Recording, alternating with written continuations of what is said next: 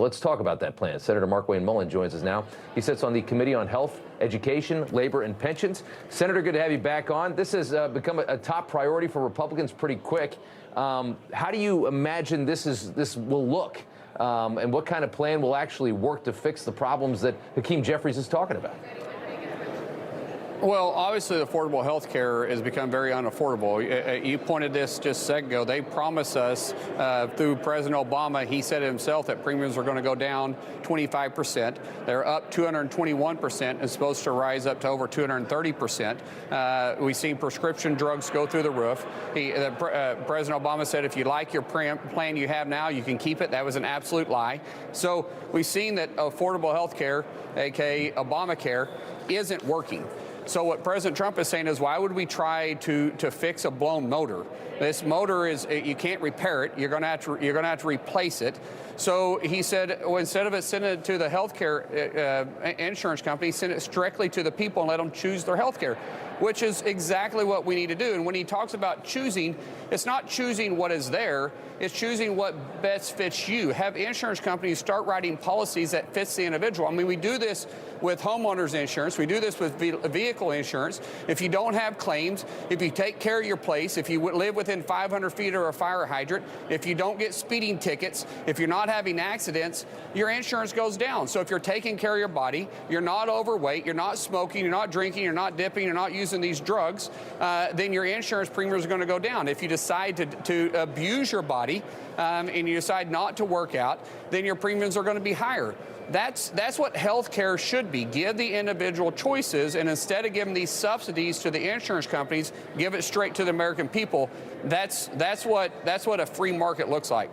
And you think that will efficiently work, and then that will be because. And my other question is, how did Obamacare make insurance companies so rich? I mean, the amount of money. And if you look at just the stock price of these insurance companies since Obamacare was introduced, how did they get so rich, and what was the big flaw?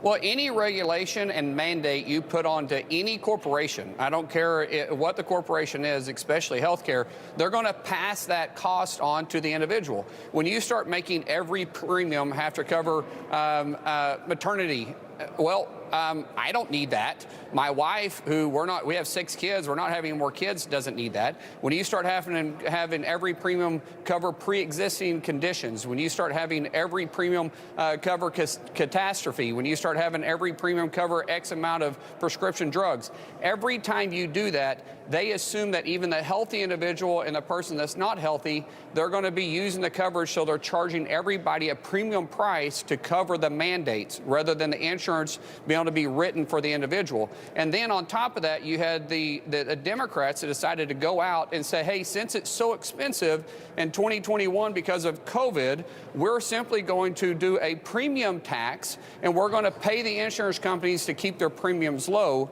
But that didn't happen either. We still saw the increase. And so what's happened is the insurance companies have consolidated. Instead of being more choice, they've become more vertically inclined, where they're buying prescription, or not prescriptions, but they're buying drug companies, they're buying pharmacists, they're buying hospitals, they're hiring doctors directly, and they're constantly denying claims. I could use examples, real life examples on that.